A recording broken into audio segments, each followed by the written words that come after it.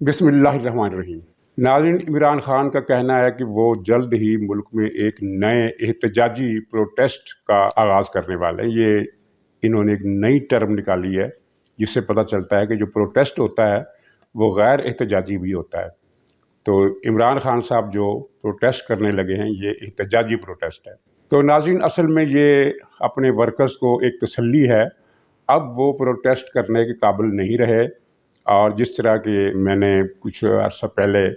کہا تھا کہ عمران خان کا ساڑھ ستی کا دور شروع ہو گیا ہے، اور یہ ساڑھ ستی جو ہے اب اسی طرح چلے گی کہ ہر گام پر ناکامی اور رسوائی اس کا استقبال کرے گی۔ اور آپ نے یہ بھی دیکھا کہ 2 دن پہلے اسلام آباد پریس کلب کے باہر اس نے اپنے ترکش کا ایک بہت بڑا آخری تیر چلایا تھا کہ کچھ ریٹائرڈ جرنیلوں کو اور بریگیڈیئر حضرات کو بلایا تھا، اور عمران خان کا خیال تھا کہ ان کی پریس کانفرنس جو ہے وہ تہلکہ مچا دے گی اور فوجی قیادت پر اتنا دباؤ پڑے گا کہ وہ میری بات ماننے پر مجبور ہو جائیں گے۔ اس کے رابطے تو مقتدر اداروں کے ساتھ اور فوج کے ساتھ ہیں، مسلسل ایک شٹل سروس اس کی چلتی رہتی ہے، لیکن ابھی تک گوہر مراد کے حاصل ہونے کا دور دور تو کوئی امکان نہیں۔ تو اسی دباؤ کی پالیسی کے تحت اس نے یہ کچھ چند ریٹائرڈ بھگوڑوں کو بلایا کہ اسلام آباد پریس کانفرنس کریں آ کر، اور ایک نئی ہلچل پیدا ہو جائے گی۔ لیکن آپ سب نے دیکھ لیا کہ اس پریس کانفرنس کا الٹ نتیجہ نکلا۔ نہ صرف یہ ہے کہ وہ کوئی امپیکٹ دینے میں ناکام رہی، بلکہ الٹا ان کی اتنی بھد اڑائی گئی یا بھد اڑی کہ وہ مذاق کا موضوع بن گئے، اور پورے ملک میں ان کا جو ہنسی مذاق کا سلسلہ چل رہا ہے، ان کے ساتھ مذاق اڑانے کا وہ اپنی جگہ، اور جس طرح کی زبان انہوں نے بولی، بلکہ ان کے ساتھ آئے ہوئی خواتین نے بھی جس طرح کی گندی گفتگو کی اور غلیظ قسم کے الفاظ بولے، اس سے لوگوں نے یہ سوچا کہ یہ کس قسم کے لوگ ہیں، ان کے ہاں اخلاقی تربیت اسی طرح کی ہوتی ہے، یہ کیا اسی ماحول میں یہ گفتگو کرتے ہیں، ان کے گھروں کے اندر بھی اسی طرح کی باتیں ہوتی ہیں۔ تو بہرحال وہ یہ پروٹیسٹ جو تھا یا جو پریس کانفرنس تھی، وہ نہ صرف یہ کہ اڑ گئی بلکہ پی ٹی آئی کو بھی زخم لگا گئی، اور ان کی اپنی عزت اب اس قابل نہیں رہی کہ یہ لوگ، میرا نہیں خیال کہ اب کسی پبلک مقام پر سامنے آنے کی جرت کر سکیں گے، چاہے وہ علی کلی خان ہو، چاہے وہ پشاور والا کور کمانڈر ہو جس کے دور میں اسامہ بن لادن کا سودا ہوا تھا۔ تو 2 واقعات کل ہوئے ہیں اور وہ بھی عمران خان کے لیے بہت زیادہ نقصان دہ ہیں۔ ایک تو اس کے جو بہت ہی معتمد شیخ رشید، جس کے بارے میں یہ کہا جاتا تھا کہ عمران خان کے بعد دراصل نمبر 2 پوزیشن پر جو شخصیت ہے وہ شیخ رشید ہے۔ یہ میں سیاسی اصطلاح میں زبان استعمال کر رہا ہوں، ورنہ شیخ رشید جو ہے وہ شخصیت تو ہے ہی نہیں، بلکہ وہ تو شخص بھی نہیں ہے۔ وہ ایک ایسی مخلوق ہے کہ جس کو اگر آپ انسان کا نام دیں تو ظاہر ہے آپ کو سوچنا پڑے گا کہ کیا اسے انسان بھی کہا جا سکتا ہے کہ نہیں۔ لیکن شیخ رشید نے کل جو ایک ٹی وی پروگرام ہے، بلکہ 2 ٹی وی چینلز پر وہ آیا اور 2 باتیں اس نے کی جس نے عمران خان کی لٹیا کو ڈبو دیا ہے، خاص طور پر وہ لٹیا جس کے اندر امریکی سازش کا ڈرامہ تھا۔ عمران خان کی سازش کا ڈرامہ یہ تھا کہ امریکہ نے الٹیمیٹم دیا تھا ان کو کہ عمران خان کو نکالو، ورنہ تمہارے لیے مشکلات پیدا ہوں گی، اور اگر عمران خان کو نکال دیا تو پھر ہم تمہیں معاف کر دیں گے۔ اور یہ سارا سلسلہ جو تھا یہ تحریک عدم اعتماد سے چند دن پہلے شروع ہوا، جو رپورٹ کا خلاصہ ہے، اس کی سازش کی کہانی کا خلاصہ ہے۔ تو شیخ رشید نے اب مجھے یہ پتہ نہیں ہے کہ اس نے یہ نادانستگی میں کیا یا سوچ سمجھ کر کیا، کیونکہ یہ سنا ہے کہ وہ جس نوکری سے گیٹ نمبر 4 والوں نے اسے ٹھڈے مار کر نکال دیا تھا، وہ اس نوکری کو دوبارہ حاصل کرنے کے لیے کوشش کر رہا ہے۔ شاید اس کا تعلق اس انکشاف کا تعلق اس کوشش سے ہو۔ بہرحال اس نے کہا کہ جناب، تحریک عدم اعتماد سے پہلے 4 مہینے پہلے مجھے آئی بی نے، انٹیلیجنس بیورو نے، جو کہ وزارت داخلہ کا ادارہ ہے، انٹیلیجنس بیورو نے مجھے 4 مہینے پہلے بتا دیا تھا کہ سر آپ کی حکومت جا رہی ہے۔ اب اس ایک فقرے میں وہ ساری کہانی جو تھی عمران خان کی امریکی سازش والی، وہ ساری غتربود ہو گئی صرف اس ایک فقرے کی وجہ سے کہ امریکہ نے جب سازش کی تو عمران خان کا تختہ الٹے جانے کا فیصلہ اس سے 4 مہینے پہلے ہو گیا تھا۔ اور یہ کون بتا رہا ہے؟ یہ کوئی نواز شریف، شہباز شریف کی حکومت کا وزیر نہیں بتا رہا، بلکہ عمران خان کا نفس ناطقہ شیخ رشید بتا رہا ہے۔ جو ہر قدم پر یہ اعلان کرتا رہا ہے کہ عمران خان ہی اس قوم کا نجات دہندہ ہے، اور میں اب میری زندگی اور موت جو ہے وہ عمران خان کے ساتھ ہے، اور میں عمران خان کا ہر موقع پر، ہر قدم پر، ہر مشکل میں، ہر آزمائش میں ساتھ دوں گا۔ لیکن یہ جو اس نے بم چلا دیا ہے عمران خان پر، اس کی سیاست کی ایسی کی تیسی پھیر کے رکھ دی ہے، اور ساتھ ہی اس نے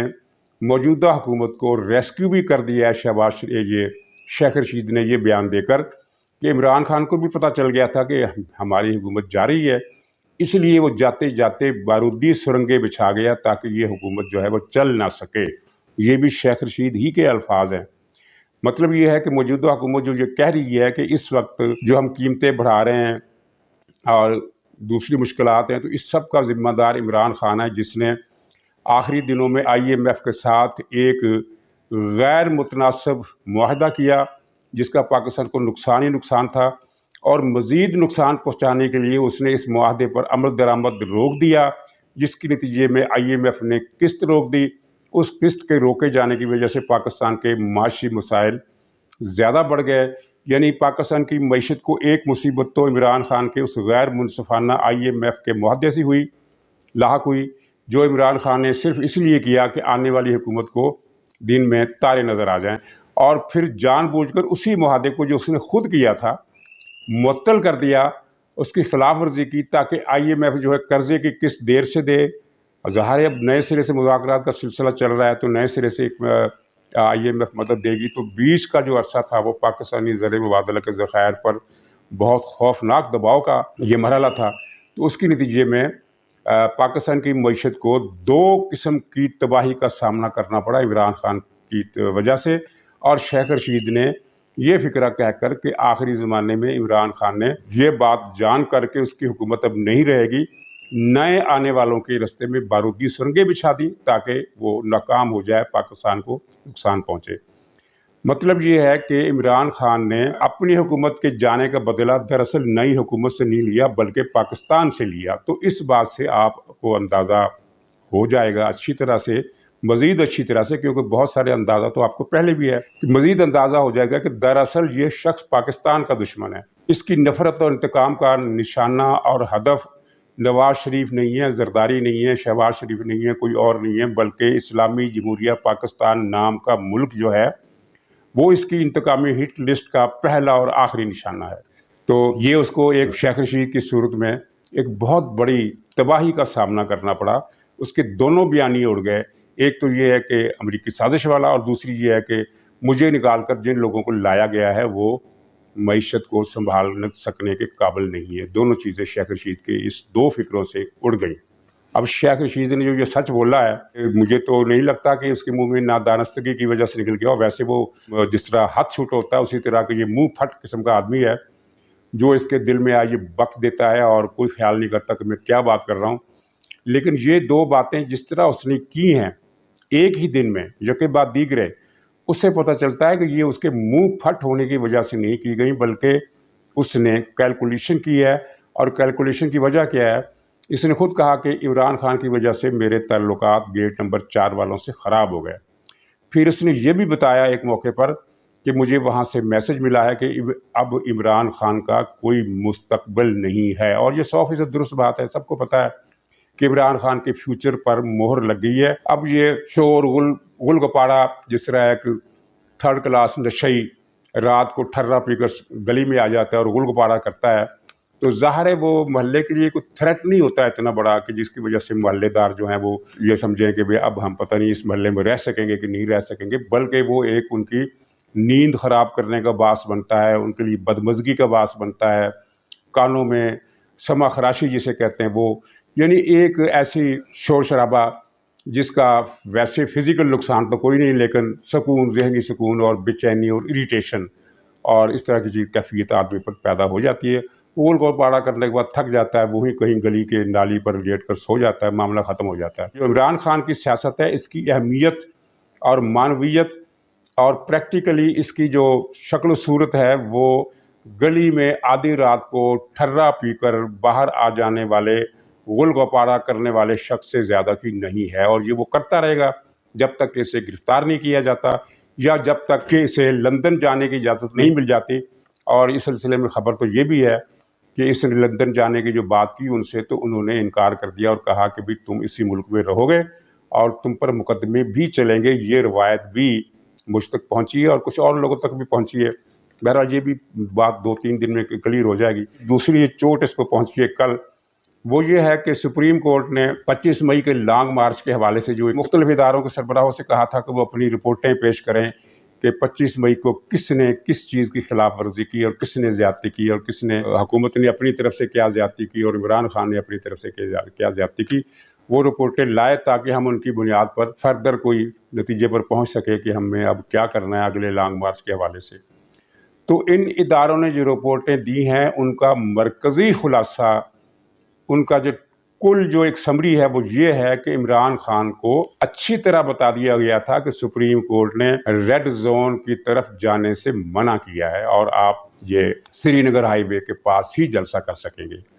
لیکن اس کے باوجود عمران خان نے جان بوجھ کر ورکروں کو یہ بار بار میسج دیا لاؤڈ سپیکر پر اپنے یہ لانگ مارچ کے دوران، خطاب کے دوران بھی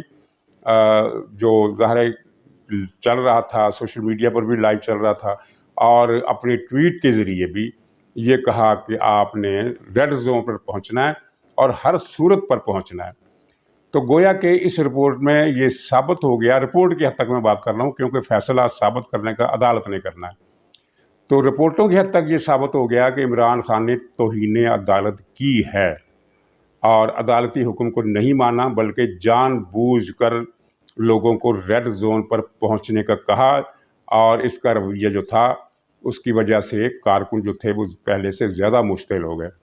تو اب عدالت کیا فیصلہ کرتی ہے یہ تو دیکھ لیں گے ہم. اب کہا جاتا ہے کہ عمران خان کے ساتھ نرمی کا رویہ بہرحال اختیار کیا جائے گا، لیکن چلیے اسے ایک طرف رکھیے، عمران خان کے خلاف کوئی کارروائی نہیں ہوتی. لیکن یہ بات اب آن دی ریکارڈ آ گئی کہ اس نے سپریم کورٹ کے حکم کی خلاف ورزی کی اور توہین عدالت کا مرتکب ہوا. گویا کہ عمران خان کے لیے کل کا دن جو تھا وہ 3 پریشانیاں لے کر آیا، اور یہ 3 پریشانیاں جو ہیں ان میں سے 2 تو وہ ہیں جو پائیدار ہیں. پائیدار سے مراد یہ ہے کہ وہ جو ریٹائرڈ افسروں کا احتجاج تھا وہ تو اس کی بدنامی کا باعث بن گیا، لیکن اب اس کا ظاہر ہے فیوچر میں کوئی امپیکٹ نہیں پڑے گا. لیکن یہ جو 2 واقعات ہیں ان کا فیوچر میں امپیکٹ اس طرح پڑے گا کہ اس کے دونوں بیانیے اڑ گئے. خاص طور پر امریکی سازش والا جو بیانیہ تھا اس کے تو پلے کچھ رہا ہی نہیں. اب اگر یہ جلسہ عام میں آ کر کسی جلسہ عام میں آ کر لگتا تو یہ ہے کہ یہ جلسے کم ہی کرے گا، کیونکہ سنا یہ ہے کہ اس کو پھر کسی نجومی نے بتا دیا ہے کہ تم بنی گالا کے اندر ہی رہو، جو بھی ایکٹیویٹی کرنی ہے اسی کے اندر کرو. چنانچہ پرسوں جب اس نے وکیلوں سے خطاب کیا تو وہاں بار ایسوسیشن نہیں پہنچا، بلکہ کنوینس وغیرہ کا پورا بندوبست کرنے کے بعد تمام وکیلوں کو جو ان کی پارٹی کی حامی ہے اپنے گھر پر بلایا اور گھر میں خطاب کیا. پارٹی کے اجلاس بھی وہی ہو رہا ہے، ملاقاتیں بھی وہی ہو رہی ہے، پریس کانفرنس بھی وہی ہو رہی ہے، خطاب بھی وہی ہو رہے ہیں.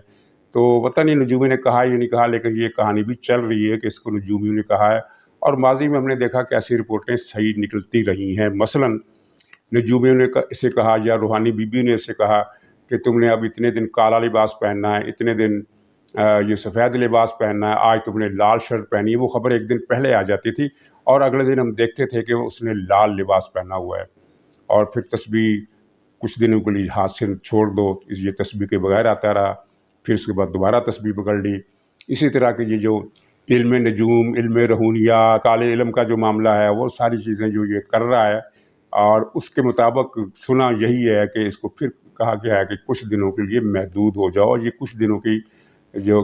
دنوں کی جو مدت ہے اس کا تعین ابھی سامنے نہیں آیا. بہرحال جب یہ جلسہ کرے گا، کہنے کی بات یہ تھی کہ اگر یہ جلسہ کرتا ہے اور جلسے میں پھر کہتا ہے کہ امریکہ نے سازش کی اور امریکہ نے یہ الٹیمیٹم دیا اور وہ روس کے تیل سے خوش نہیں تھا، فلاں تھا، تو لوگوں میں اس کا اعتبار اب پہلے کی طرح، یعنی اس کی اپنے حامیوں کی میں بات کر رہا ہوں، دوسروں کو تو پتہ ہے کہ سب جھوٹ ہے، روس والا بھی سب جھوٹ ہے. روس سے اس نے کوئی درخواست کی ہی نہیں تھی، اس لیے کہ پاکستان پر روس پر پابندیاں، اور امریکہ جو ہے وہ پاکستان جو ہے وہ امریکہ کو بائی پاس کر کے روس سے تیل نہیں لے سکتا. عمران خان نے بھی نہ تیل لیا، نہ تیل لینے کی کوشش کی، نہ ایسی کوئی بات ہوئی. ایسا کوئی کاغذ دنیا میں موجود ہی نہیں ہے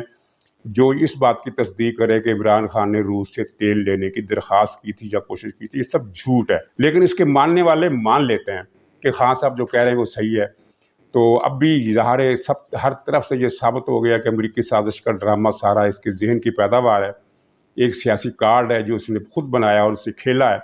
وہ فلاپ ہو گیا ہے۔ لیکن اس کے باوجود آپ اس کے حامیوں کو دیکھیں، وہ ابھی تک یہ مان رہے ہیں کہ امریکہ نے ہی سازش کر کے اس کو نکلوایا، اور امریکہ نے یہ کام پاکستان کے میر جعفروں، میر صادقوں کی مدد سے کیا، اور اب تو اس میں ایک نیا اضافہ ہو گیا یزید، یعنی میر جعفر، میر صادق اور یزید، یہ تین کردار اس نے پاکستان میں ڈھونڈ لیے ہیں، جنہوں نے امریکہ کے ساتھ مل کر یہ امریکہ کے حکم پر عمران خان کا تختہ الٹا، اور پھر جن کو یہ یزید کہہ رہا ہے، جن کو میر جعفر کہہ رہا ہے، جن کو میر صادق کہہ رہا ہے، انہی کے ساتھ اس کے رابطے بھی جاری ہیں، اور نئے رابطوں میں دو قسم کے یہ باتیں کر رہا ہے۔ ایک تو یہ ہے کہ مجھے لندن جانے دو 1 سال کے لیے، 1 سال کی مدت اس نے مانگی ہے، اور دوسرا یہ ہے کہ مجھے ایک تاریخ دے دیں، یعنی تاریخ دینے سے مراد یہ ہے کہ پریس میں آ جائے، میڈیا پر آ جائے، یہ نہیں کہ اندر ہی اندر ایک زبانی کلامی، بلکہ یہ بات پریس میں آ جانی چاہیے کہ اسی سال الیکشن ہوں گے۔ تو فی الحال ان دونوں باتوں پر جواب اس سے نفی میں مل رہا ہے، لیکن یہ ڈھیٹ آدمی ہے، ہمت نہیں ہاری اس معاملے میں، کم سے کم ڈھٹائی کے اور ڈھیٹ ہونے کے باب میں اس نے ہمت نہیں ہاری، اور یہ اس کے رابطے مسلسل ہو رہے ہیں، اور رابطوں کی شکل وہی ہے کہ کبھی کسی وزیر کو، کبھی کسی ایم این اے کو، کبھی کسی اور آدمی کو جو سیاسی نہیں ہوتا لیکن کسی کوئی ریٹائرڈ افسر ہوتا ہے، اس کو یہ ان کے پاس بھیجتا ہے پیغامات دے کر، اور پھر وہ اس کو واپس آتے ہیں پیغامات لے کر، اور جب یہ کہانی باہر آتی ہے تو یہی پتہ چلتا ہے کہ وہاں سے ایک نا کا لفظ کی سنائی دیتا ہے، اور کوئی لفظ ابھی تک اس کے نصیب میں نہیں آیا ہے جو اس کے سکون کا باعث بن سکے۔ تو ناظرین، انشاءاللہ کل پھر ملاقات ہوگی، تب تک کے لیے اجازت دیجیے، خدا حافظ۔